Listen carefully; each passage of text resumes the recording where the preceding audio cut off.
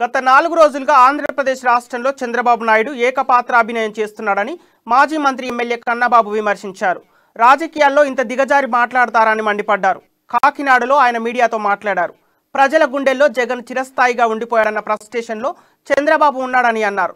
చంద్రబాబు ముఖ్యమంత్రిగా అసెంబ్లీలో అడుగుపెట్టే అవకాశం లేదని, ఆయనకు 2024 ఎన్నికలే చివరి ఎన్నికలని వ్యాఖ్యానించారు.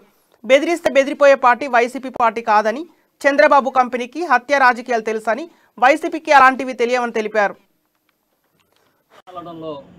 చంద్రబాబు నాయుడు గారు కదా సిద్ధహస్తుడు, కానీ కత్తి కాంతారావు సినిమాలాగా అదే స్క్రిప్ట్లు, అవే వేషాలు, అవే డ్రామాలు వేస్తే ఇప్పుడు సెట్ అవ్వదు ఈ కాలంలోని ఎందుకు అర్థం చేసుకోవట్లేదో మాకైతే అర్థం కావట్లేదు.